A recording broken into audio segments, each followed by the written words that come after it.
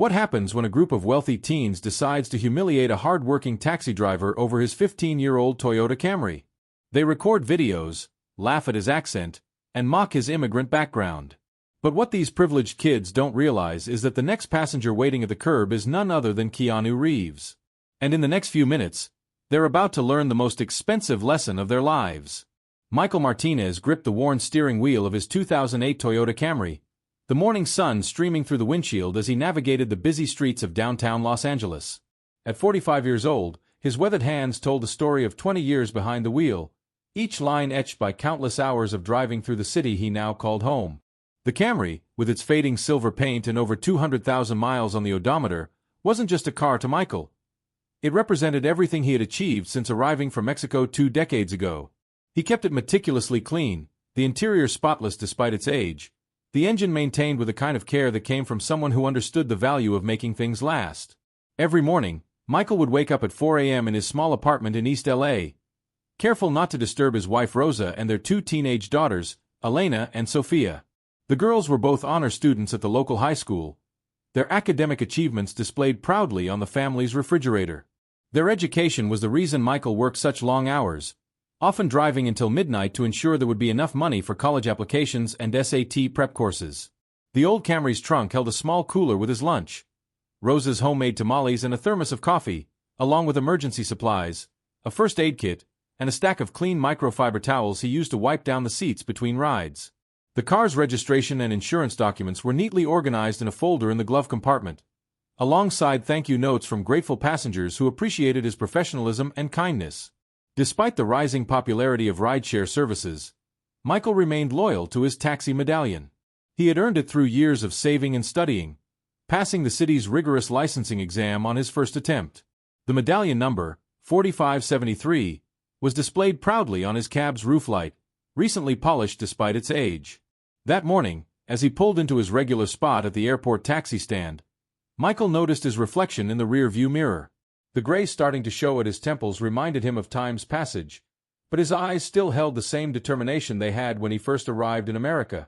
He straightened his pressed white shirt and adjusted his navy blue tie, small gestures that reflected his commitment to professionalism. Other drivers often teased him about his old Camry, suggesting he upgrade to a newer model. But Michael knew every scratch and dent in his faithful car, every quirk of its aging engine. He had driven this same vehicle the day Elena was born, when Sophia graduated elementary school, and through countless LA rainstorms and heat waves. To him, the car wasn't just a means of transportation, it was a partner in his American dream. The morning traffic report crackled through the radio as Michael checked his phone for his first pickup of the day. A notification showed a request from Beverly Hills High School. He smiled, knowing that the private school runs often meant good tips, though lately, the wealthy teenagers had become more challenging to deal with. Still, Michael believed in treating every passenger with the same respect, regardless of their attitude or social status. It was a principle he lived by, one he had taught his daughters. Dignity wasn't determined by what you owned, but by how you treated others. Little did Michael know that this ordinary Tuesday morning would test that principle in ways he never imagined, and that his old Camry was about to become the center of a story that would change not just his life, but the lives of everyone involved. The morning sun had fully risen when Michael pulled up to Beverly Hills High School's ornate entrance gates. A group of 5 teenagers, dressed in designer clothes and carrying expensive bags, approached his taxi. Their leader, a tall boy with perfectly styled hair and a pristine white cashmere sweater, wrinkled his nose at the sight of the Camry. "This is our ride? Are you serious?" The boy, who would later introduce himself as Brandon Wellington III, made no attempt to hide his disdain. His friends snickered behind him, their phones already raised to capture what they assumed would be social media-worthy content. Michael maintained his professional demeanor, stepping out to open the trunk for their bags. "Good morning. Where can I take you today?" His accent, though slight after 20 years in America, was still noticeable. Brandon's eyes lit up with cruel amusement. As the teens piled into the back seat, their designer shoes scuffing against the meticulously clean floor mats, Brandon pulled out his phone and started recording. "Hey TikTok, you won't believe what kind of taxi we got stuck with today. Check out this ancient piece of junk." "What is this, from like 2005? His friends laughed on cue. A girl with expensive highlights and perfectly manicured nails chimed in, "EW, the seats aren't even leather." My dad would literally die if he saw me in this car. The comment section on Brandon's live stream filled with laughing emojis and cruel jokes. Michael gripped the steering wheel tighter but kept his eyes on the road. Through the rearview mirror, he could see Brandon panning his phone around the car's interior, zooming in on the worn but clean upholstery, the simple analog clock, the basic radio that lacked a touchscreen. "So, driver," Brandon's tone dripped with condescension, "how long have you been in America? Don't they have better cars where you're from?" His friends erupted in laughter, their phones continuing to record every moment. Michael took a deep breath, remembering the pride he felt when he first bought this car, how he'd saved every penny working double shifts. He thought of Elena and Sophia, how they never complained about their second-hand clothes or modest lifestyle. 15 years with this car, young sir. Never failed me once. This honest answer only fueled their mockery. 15 years? That's literally older than my dog. Another round of laughter filled the car. Hey guys, make sure you like and share this. We found a real lifetime capsule here. The teens had requested to be taken to Rodeo Drive, a 15-minute drive that now felt like hours. Each stoplight became an opportunity for more commentary, more videos, more attempts to provoke a reaction from their driver. "Maybe we should start a GoFundMe," one of the boys suggested, his voice thick with sarcasm. "Save this poor man from his tragic car situation." The others immediately jumped on the idea, already crafting hashtags and thinking of ways to make their mockery go viral. Michael's phone buzzed with an incoming call. It was Sophia, probably calling to tell him about her latest test score or debate team victory. He couldn't answer, not now, not with these kids recording his every move. He didn't want their cruelty to touch his family's world. Through it all, Michael kept driving, his posture straight, his expression neutral. He had faced discrimination before, had dealt with difficult passengers, but something about these teenagers' casual cruelty, their assumption that his worth could be measured by his car's age, cut deeper than usual. A girl in the back, who had been quieter than the others, suddenly spoke up. "Brandon, maybe that's enough." But her weak protest was quickly drowned out by more laughter as Brandon discovered the hand crank windows. "Oh my God, guys! Look at this, no power windows. This is literally like riding in a museum piece." He demonstrated by manually rolling the window up and down, each motion exaggerated for his growing online audience. The traffic light ahead turned red, and Michael stopped smoothly, just as he had thousands of times before. In the momentary silence, he caught sight of a man standing at the next taxi stand, tall and distinguished-looking despite his casual black clothing. Something about him seemed familiar, but Michael had no time to dwell on it. Brandon had just started a new live stream, promising his followers the most epic taxi ride fail ever. What none of them realized was that their next passenger would change everything, and Brandon's attempt at viral fame was about to backfire in a way none of them could have anticipated. The taxi came to a stop at the designated stand, and Michael felt a mix of relief and dread knowing he had to open the door for his next passenger. Brandon and his friends were still absorbed in their phones, adding cruel captions to their videos, when a shadow fell across the window. The back door opened, and a tall figure slid into the seat. The man wore simple black jeans, a fitted black t-shirt, and carried a motorcycle helmet under his arm. His long dark hair fell past his shoulders, and despite the early hour, he wore dark sunglasses. The teens, still preoccupied with their phones, barely acknowledged the new passenger. Brandon, without looking up, shifted slightly to make room, continuing his commentary. "And now we're picking up random people off the street. This taxi service just keeps getting better and better." His friends snickered, but their laughter died abruptly when the new passenger removed his sunglasses. The man's intense gaze swept over the group of teenagers, taking in their expensive clothes, their phones still recording, and finally settling on Michael's reflection in the rear-view mirror. His expression remained neutral, but there was something commanding about his presence that made even Brandon lower his phone slightly. "Where to, sir?" Michael asked, trying to maintain his professional composure despite the tension in the car. The new passenger smiled slightly, a gesture that seemed to transform his entire face. "The Warner Brothers studio lot, please," he replied in a deep, familiar voice that made Brandon's head snap up in recognition. The teen's eyes widened, his phone nearly slipping from his suddenly trembling hands.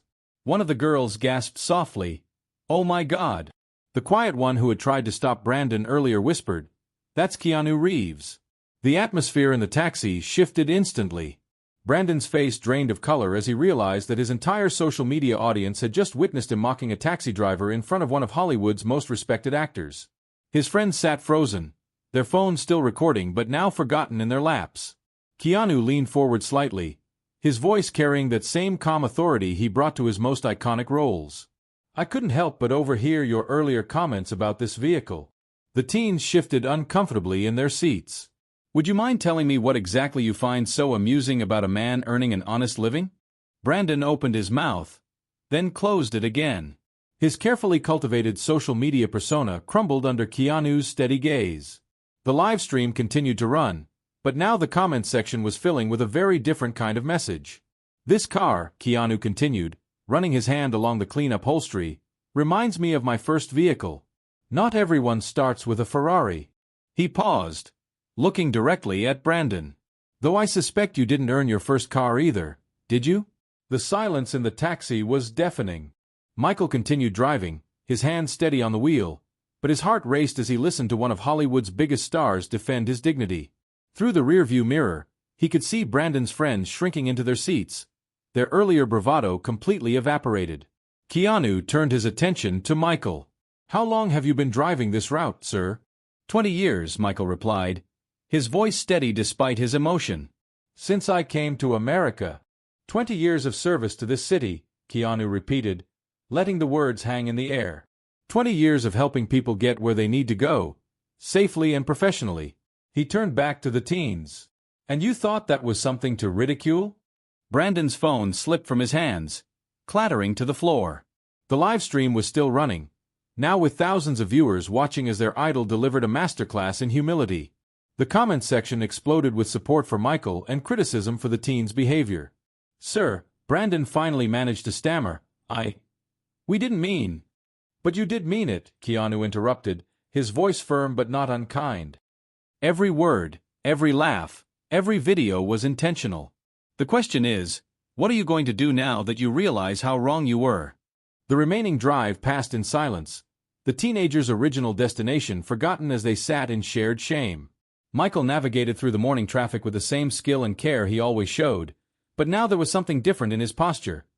A quiet pride that came from being defended, from having his dignity affirmed by someone these teens idolized. As they approached the studio lot, Keanu pulled out his phone and made a quick call. "Hey, could you send someone to pick up these young people? They need a tour of our props department. Specifically, the section where we keep all the old vehicles we've used in films." He paused, listening. "Yes, including the '69 Ford Mustang from John Wick." The teen's eyes widened at this unexpected turn of events, but Keanu wasn't finished. He had one more lesson to deliver, one that would transform not just this moment, but the lives of everyone in that taxi. The studio gates opened before them, and Keanu gestured for the teens to stay seated. He turned to Michael, reaching into his jacket pocket and pulling out his wallet. The simple leather billfold held none of the flashy ostentation that marked Brandon's designer accessories. 20 years of service deserves recognition, Keanu said, his voice carrying the weight of genuine respect.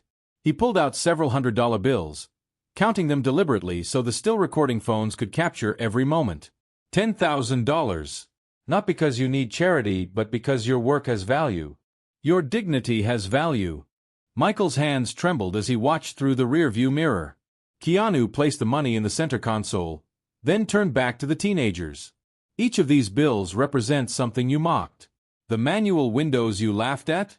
They still roll down just fine. The basic radio? It still plays music. The worn seats? They're clean and well-maintained. Everything in this car works because its owner cares about doing his job right."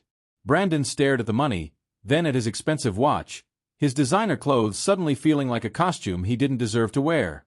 His phone continued streaming, the comments section now filled with messages about karma and justice. "But sir," Michael started to protest, "it's too much dash." "It's not about the money," Keanu interrupted gently. "It's about respect. Something these young people need to learn." He turned to the teens. "You're about to get a tour of our prop department. You'll see cars worth millions of dollars. But here's what I want you to remember.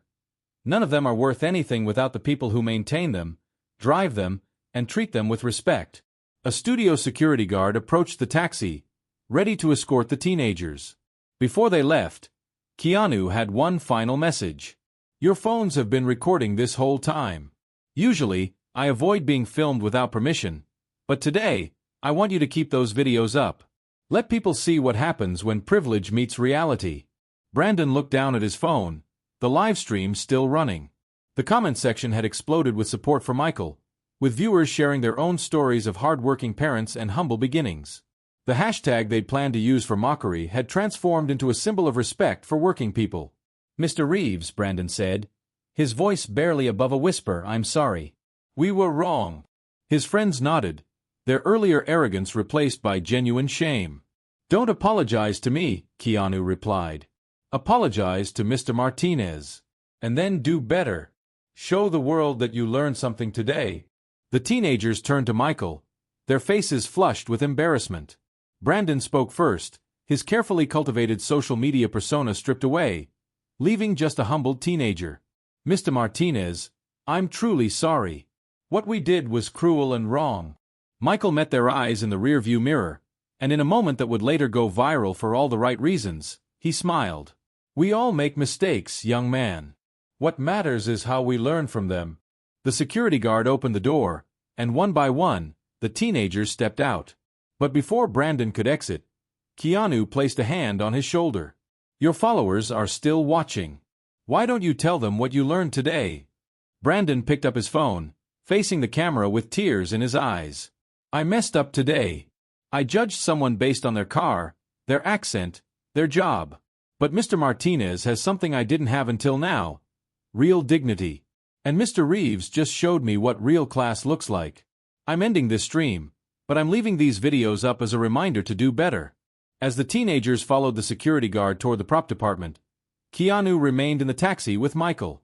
The morning sun streamed through the windows of the old Camry, illuminating the worn but dignified interior in a new light. Your daughters, Keanu said softly, Elena and Sophia. I noticed their honor roll certificates in your wallet when you checked your license. Tell them their father is a man of extraordinary dignity. Michael gripped the steering wheel, emotion threatening to overwhelm him. Thank you, Mr. Reeves. Not just for the money, but for making them see. Making them see the truth, Keanu finished. That true wealth isn't about what you own, but who you are. The next morning, Michael arrived at his usual taxi stand to find something extraordinary. His phone wouldn't stop buzzing with notifications. The video of yesterday's encounter had spread across social media overnight, touching millions of hearts and sparking conversations about respect, dignity, and the true meaning of success. Local news vans clustered around the taxi stand, reporters eager to interview the taxi driver who had taught privileged teens an unforgettable lesson. But Michael wasn't there for fame. He pulled into his regular spot, ready to start another day of honest work. Brandon's video had taken an unexpected turn. Instead of mockery, it had become a powerful testament to humility and learning. Comments poured in from around the world, sharing stories of hard-working parents, immigrant sacrifices, and the dignity of honest labor. The hashtag dignity over luxury started trending, with people posting pictures of their own well-maintained older vehicles and the stories behind them. At home, Elena and Sophia watched their father on the morning news with tears of pride. The $10,000 tip from Keanu Reeves would help with their college funds, but the real gift was seeing their father's dignity acknowledged on a global stage. Rosa held her daughters close, remembering all the late nights Michael had worked, never complaining, always maintaining his professionalism. Brandon and his friends underwent their own transformation. The studio tour had opened their eyes, but it was the aftermath that truly changed them. Brandon used his social media platform to launch a campaign celebrating hard-working people in their community. His first post featured his own father's first car, a beaten-up Honda that had put him through medical school. The Beverly Hills High School administration took notice. Brandon and his friends were assigned community service, but they went beyond the requirements. They organized a career day featuring local service workers, immigrant business owners, and others whose stories needed to be heard. Michael was invited as the keynote speaker. Standing before the student body, Michael shared his story. He spoke about leaving Mexico with nothing but hope, about the pride he felt buying his Camry, about teaching his daughters that character matters more than possessions. The students listened in respectful silence, many recording his words not for mockery, but for inspiration. Local businesses began reaching out. A car dealership offered Michael a new vehicle at no cost, but he politely declined. "This car is part of my story," he told them. "It's not about having the newest model. It's about taking pride in what you have and how you treat others." The taxi company received an influx of job applications from young people inspired by Michael's story. Veterans in the industry spoke about their own experiences with discrimination and prejudice, leading to new sensitivity training programs and policy changes. 1 month after the incident, Keanu Reeves made good on another promise. He arrived at Michael's apartment with a film crew, not for publicity, but to document stories of everyday dignity. They filmed Michael washing his Camry at dawn, helping elderly passengers with their groceries, teaching his daughters about responsibility and respect. The resulting short film, titled Dignity, premiered at a local community center. Brandon and his friends attended, sitting quietly in the back row. They watched as their moment of cruelty was transformed into a lesson about growth and redemption. After the screening, Brandon approached Michael. "Mr. Martinez," he said, his voice thick with emotion, "remember when you said we all make mistakes? I want you to know that day changed my life. I'm working at my dad's hospital now, volunteering with patients who can't afford care. I learned from you that real respect isn't about what people have, but who they choose to be." Michael embraced the young man, remembering the arrogant teen from that morning and seeing the transformation before him. The $10,000 tip had made headlines, but the real wealth was in these moments, in seeing change, growth, and the ripple effects of choosing dignity over judgment. That evening, as Michael parked his Camry in its usual spot, he ran his hand along the familiar steering wheel. The car might be old, but it carried something priceless. The story of a man who taught a city about dignity, one ride at a time.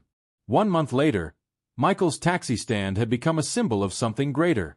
Regular customers specifically requested the Dignity Taxi, not for social media attention, but because they wanted to experience the warmth and professionalism that had touched so many hearts. The old Camry received an unexpected honor. The Peterson Automotive Museum created a special exhibit called Vehicles of the American Dream, featuring immigrant success stories told through their cars. Michael's Camry held a place of honor, its modest appearance contrasting with the luxury vehicles surrounding it. The plaque beside it read, 2008 Toyota Camry, a testament to dignity, driven by Michael Martinez. Brandon's transformation proved lasting. He and his friends established a scholarship fund at Beverly Hills High School, specifically for children of service workers. The first recipient was a janitor's daughter who dreamed of becoming a doctor. The scholarship's name? The Martinez Dignity Grant. Elena and Sophia's lives changed too, but not in the ways one might expect. The viral video had brought opportunities for interviews and reality shows, all of which they politely declined. Instead, they used their moment in the spotlight to start a mentorship program, connecting privileged teens with the children of service workers for mutual learning and understanding. Keanu Reeves kept in touch, not through grand gestures or public appearances, but through small acts of kindness. He would occasionally show up at the taxi stand, not for publicity, but to share coffee with Michael and hear stories about his passengers. These quiet conversations became legendary among other drivers, not for the celebrity factor, but for the genuine friendship they witnessed.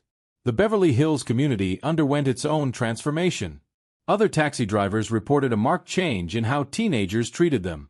The viral video had sparked conversations in homes and classrooms about privilege, respect, and the dignity of work. Parents began sharing stories of their own humble beginnings, breaking down the barriers of perceived status. Rosa noticed the biggest change in Michael himself. He stood taller, smiled more often, and spoke with renewed pride about his work. The $10,000 tip had helped secure their daughter's education, but the real gift was the validation of everything he had taught them about dignity and perseverance. One evening, as Michael cleaned his Camry's windows, a young boy approached him. "Mr. Martinez?" the child asked, clutching a toy car. "My dad says your taxi is famous because it's full of dignity." "What does dignity mean?" Michael smiled, putting down his cleaning cloth. He pointed to the boy's toy car. "Dignity is like keeping your favorite toy clean and working, even when others have newer ones. It's doing your best, being kind, and staying proud of who you are, no matter what anyone says." The boy looked at his toy car with new understanding. "Like how you kept driving even when those teenagers were mean?" "Exactly," Michael nodded. "Because true dignity isn't about what others think of you. It's about how you think of yourself and treat others." As the boy left, Michael resumed cleaning his car, the setting sun casting a warm glow on its silver paint. The Camry might not have been the newest or most luxurious vehicle on the road, but it carried something far more valuable. The story of how dignity, kindness, and an unexpected ally changed not just one life, but an entire community's perspective on what truly matters. In the end, the viral video that was meant to mock became a teaching tool in schools across the country, showing students that true character isn't measured by the car you drive, but by how you treat those around you.